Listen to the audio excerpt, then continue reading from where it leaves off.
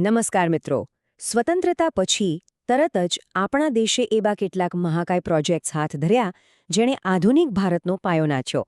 આજના આ વિશ્લેષણમાં આપણે આવી જ એક એન્જિનિયરિંગ અજાયબી હીરાકોડ ડેમ વિશે વાત કરવાના છીએ. માત્ર તેની ભવ્યતા જ નહીં પણ તેની પાછળની ખૂબ જ ઊંડી અને સંવેદનશીલ માનવીય કથા પણ આપણે સમજીશું. તો ચાલો શરૂ કરીએ. ખાસ કરીને જો કોઈ જીપીએસસી કે અન્ય સિવિલ સર્વિસ પરીક્ષાઓની તૈયારી કરી રહ્યો હોય તો આ સેશન ખૂબ જ કામ લાગવાનું છે.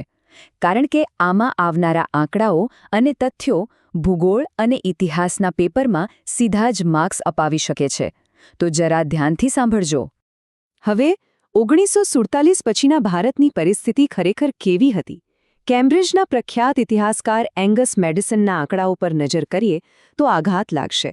1700ની સાલમાં વૈશ્વિક આવકમાં ભારતનો હિસ્સો 22.6% જેટલો મસમોટો હતો. પણ બ્રિટિશરોના 200 વર્ષના શોષણ પછી 1952 આવતા સુધીમાં તે ઘટીને માત્ર 3.8% જ રહી ગયો. આ આંકડો જ બતાવે છે કે નવો આઝાદ થયેલો આપણો દેશ આર્થિક રીતે કેટલી ભયંકર સ્થિતિમાં મુકાયેલો હતો. આઝાદી પછી તરત જ આપણી સામે પડકારોનો જાણે પહાડ ઊભો હતો. વસ્તી અત્યંત ગરીબ હતી અને કડવું સત્ય એ છે કે છઠ્ઠા ભાગથી પણ ઓછા લોકો શિક્ષિત હતા. આખું અર્થતંત્ર ખેતી પર નિર્ભર હતું પણ સિંચાઈની કોઈ યોગ્ય વ્યવસ્થા નહોતી. આવા સમયે રાષ્ટ્રને ટકાવી રાખવા અને આગળ વધારવા માટે આધુનિક વીજ ઉત્પાદન અને કૃષિ સિંચાઈની તાતી જરૂરિયાત હતી. કંઈક મોટું અને ક્રાંતિકારી કરવું અનિવાર્ય હતું. વિભાગ 1. એક જીવાદોરીનું આયોજન, હીરાકુડનો ઉદ્ભવ. તો આ મહાકાય પ્રોજેક્ટની શરૂઆત કેવી રીતે થઈ? વાત છે 1937ની, જ્યારે ભારે પૂર આવ્યા પછી મહાન એન્જિનિયર એમ વિશ્વેશ્વરૈયાએ સૌથી પહેલા મહાનદી બેસિનમાં પૂર નિયંત્રણ માટે જળાશય બનાવવાનો પ્રસ્તાવ મૂક્યો. ત્યારબાદ 1945માં ડૉક્ટર બી.આર. આંબેડકરની અધ્યક્ષતાવાળી સમિતિએ આ બહુહેતુક પ્રોજેક્ટને ઊંડાણપૂર્વક તપાસ કરી. આગળ જતા 15 માર્ચ 1946ના રોજ તત્કાલીન ગવર્નર સર હોથોર્ન લુઈસના હસ્તે તેનું ખાતમુહૂર્ત થયું અને આખરે 13 જાન્યુઆરી 1957ના રોજ વડાપ્રધાન જવાહરલાલ નહેરુએ તેનું ઔપચારિક ઉદ્ઘાટન કર્યું. એક વિચારથી લઈને વાસ્તવિકતા સુધીની આ સફર ખરેખર રોમાંચક હતી. વિભાગ 2. એક સ્મારક માળખાનું નિર્માણ, હીરાકોડની ભવ્યતા. હવે આ આંકડાઓ જુઓ. 4.8 કિલોમીટર. આ માત્ર કોઈ સામાન્ય સંખ્યા નથી. આ તો મુખ્ય ડેમની લંબાઈ છે, જે લામડુંગરી અને ચાંદીડુંગરી નામની બે ટેકરીઓની બરાબર વચ્ચે અડીખમ ઊભો છે. જરા વિચારો, એ સમયની ટેકનોલોજી સાથે આટલી વિશાળ રચના ઊભી કરવી એ કોઈ સામાન્ય વાત નહોતી. એન્જિનિયરિંગનો આ એક અદ્ભુત નમૂનો છે. અને ચિત્ર અહીં જ પૂરું નથી થતું. જો આપણે ડેમની બંને બાજુના માટીના પાળાઓ, જેને ડાઇક્સ કહેવાય છે, તેને પણ ગણતરીમાં લઈએ ને, તો કુલ લંબાઈ એકદમ આશ્ચર્યજનક રીતે 25.8 કિલોમીટર જેટલી થાય છે. સરકારી અહેવાલો મુજબ આ તેને એશિયાનો સૌથી લાંબો ડેમ બનાવે છે. છે ને અદ્ભુત? ડેમની પાછળ જે જળાશય રચાયું છે તેની ભૌગોલિક અસર પણ કંઈ નાની સૂની નથી. જ્યારે આ સરોવર તેના પૂર્ણ સ્તરે ભરાયેલું હોય છે ત્યારે તે એશિયાનું સૌથી મોટું કૃત્રિમ સરોવર બની જાય છે. તે મહાનદીના 83,400 ચોરસ કિલોમીટર જેટલા જળગ્રહણ અથવા કેચમેન્ટ વિસ્તારને કવર કરે છે. આ વિસ્તાર કેટલો મોટો છે ખબર છે? લગભગ આપણા ભારતના આખા આસામ રાજ્ય જેટલો વિશાળ. આ કોઈ નાની વાત નથી. જ્યારે 1957માં આ પ્રોજેક્ટનું ઉદ્ઘાટન થયું ત્યારે તેનો ખર્ચ આશરે 100 કરોડ રૂપિયા આવ્યો હતો. હવે તમને થશે કે 100 કરોડ તો અત્યારે સામાન્ય લાગે છે. પણ જો આજના ફુગાવાને ધ્યાનમાં રાખીને ગણતરી કરીએ તો અત્યારના સમયમાં આ રકમ 7,000થી 8,400 કરોડ રૂપિયા જેટલી થવા જાય છે. આના પરથી જ પ્રોજેક્ટની વિશાળતાનો અંદાજ આવી જાય. આ ડેમની મજબૂતાઈનું ખાસ ધ્યાન રાખવા માટે મજમુદાર સમિતિની દેખરેખ હેઠળ કામ થયું હતું. આ ડેમ કોઈ એક મટીરિયલથી નથી બન્યો, પણ તે માટી, કોન્ક્રીટ અને ચણતરનું એક જટિલ મિશ્રણ માળખું છે. આ ઉપરાંત ત્યાં 2 સરસ મજાના ઓબ્ઝર્વેશન ટાવર્સ પણ બનાવવામાં આવ્યા છે, જેને આજે આપણે નહેરુ મિનાર અને ગાંધી મિનાર તરીકે ઓળખીએ છીએ. વિભાગ 3. રાષ્ટ્રનું સશક્તિકરણ, સિંચાઈ અને વીજળી. આપણે આટલો મોટો ડેમ તો બનાવ્યો, પણ તેનો ફાયદો શું થયો? જુઓ, હીરાકુડ ડેમ આસપાસના વિસ્તારોની ખેતી માટે ખરા અર્થમાં વરદાન સાબિત થયો છે.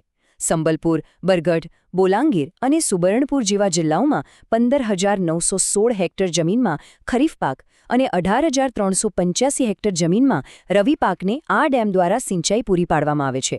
આનાથી સ્થાનિક ખેડૂતોની આર્થિક સ્થિતિમાં એક મોટો અને હકારાત્મક બદલાવ આવ્યો છે. માત્ર ખેતી જ નહીં, વીજળીનું ઉત્પાદન પણ એટલું જ અગત્યનું હતું. આ પ્રોજેક્ટની સ્થાપિત વીજ ક્ષમતા 359.8 મેગાવોટ છે, જે બુરલા અને ચીપલીમાં ખાતે આવેલા 2 પાવર હાઉસમાંથી ઉત્પન્ન થાય છે. 1956માં વીજ ઉત્પાદન શરૂ થયું અને કમાલની વાત એ છે કે 1966 સુધીમાં તો તેણે તેની પૂર્ણ ક્ષમતા પણ હાંસલ કરી લીધી.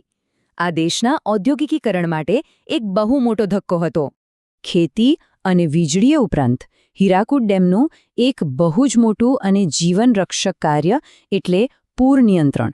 ચોમાસામાં જ્યારે મહાનદી રૌદ્ર સ્વરૂપ ધારણ કરે છે, ત્યારે આ ડેમ ડેલ્ટા વિસ્તારમાં આવેલા કટક અને પુરી જેવા મોટા શહેરોને વિનાશક પૂરમાંથી બચાવે છે. ખરેખર આ ડેમ લાખો લોકો માટે એક રક્ષા કવચ સમાન છે. વિભાગ 4. દુઃખદ માનવીય કિંમત, વિકાસનું નુકસાન. હવે આપણે સિક્કાની બીજી બાજુ જોઈએ. શરૂઆતના અહેવાલો અને વાસ્તવિકતા વચ્ચેનો તફાવત ખરેખર આંચકાજનક છે. એવો અંદાજ હતો કે 168 ગામડાઓ અને આશરે 13,35,000 એકર જમીન ડૂબમાં જશે. પરંતુ કડવી વાસ્તવિકતા એ હતી કે જ્યારે આ ઐતિહાસિક જળાશય બન્યું ત્યારે 325 ગામડાઓ અને 13,83,000 એકર જેટલી જમીન પાણીમાં ગરકાવ થઈ ગઈ. કલ્પના કરો, આ કેટલી મોટી તારાજી હતી. આંકડામાં કહીએ તો જળાશયના પાણીનું સ્તર વધવાને કારણે પૂરા 26,501 પરિવારો હંમેશા માટે વિસ્થાપિત થયા. પેઢીઓથી જ્યાં તેઓ રહેતા હતા તે પોતાના ઘરો, પોતાની જમીન અને આજીવિકા બધું જ તેમણે રાષ્ટ્રના વિકાસ માટે ગુમાવી દીધું. પણ દુઃખની વાત એ છે કે યોગ્ય પુનર્વસનની રાહ આ પરિવારો માટે દાયકાઓ સુધી ચાલી. તેમને જે વળતર ચૂકવવામાં આવ્યું તે મોટાભાગે બજાર ભાવ કરતાં ઘણું જ ઓછું હતું. લેન્ડ કોન્ફ્લિક્ટ વોચના 2017ના અહેવાલ મુજબ પણ આ પરિવારોને હજુ સુધી આપેલા વચનો મુજબ પૂરતી જમીન કે વળતર મળ્યા નથી. એટલે જ તો 1995થી હીરાકુડ બુડી અંચલ સંગ્રામ સમિતિ આ વિસ્થાપિત લોકોના હક અને અધિકારો માટે સતત લડી રહી છે. આ કાનૂની અને માનવાધિકારની લડત ખૂબ લાંબી અને થકવી દેનારી રહી છે. રાષ્ટ્રીય માનવાધિકાર આયોગ એટલે કે NHRCએ 2018માં એક વિશેષ રિપોર્ટરની નિમણૂક કરવી પડી અને 2021માં રાજ્યના સચિવો પાસેથી સીધો એક્શન રિપોર્ટ માંગવામાં આવ્યો. કાર્યકર્તા ગોપીનાથ માંઝી નોંધે છે કે પ્રગતિ ભલે ધીમી છે, પણ એક સકારાત્મક વાત એ છે કે આખરે 2021માં 2002થી પેન્ડિંગ રહેલા 10,000 પરિવારોને જમીનના પટ્ટા ફાળવવામાં આવ્યા છે. મોડું તો મોડું, પણ ન્યાયની દિશામાં એક ડગલું લેવાયું છે. વિભાગ 5. વિકાસ અને બલિદાનનું સંતુલન. આખરે આપણે એક ખૂબ જ ગંભીર ચોકઠા પર આવીને ઊભા છીએ. કોઈપણ રાષ્ટ્રના વિકાસ અને આર્થિક પ્રગતિ માટે આવા મેગા પ્રોજેક્ટ્સ તો અનિવાર્ય છે જ, પણ એની સામે હજારો પરિવારોનું વિસ્થાપન અને એમનું દુઃખ એ પણ એટલી જ કડવી વાસ્તવિકતા છે. તો પછી રાષ્ટ્રીય વિકાસની આ નિર્વિવાદ જરૂરિયાત અને તેની અગણિત માનવીય કિંમત વચ્ચે યોગ્ય સંતુલન કેવી રીતે લાવી શકાય? આ એક એવો પ્રશ્ન છે જેનો જવાબ શોધ્યા વિના સાચા રાષ્ટ્ર નિર્માણની કલ્પના કરવી અશક્ય છે. આ અંગે તમે પણ ચોક્કસ વિચારજો.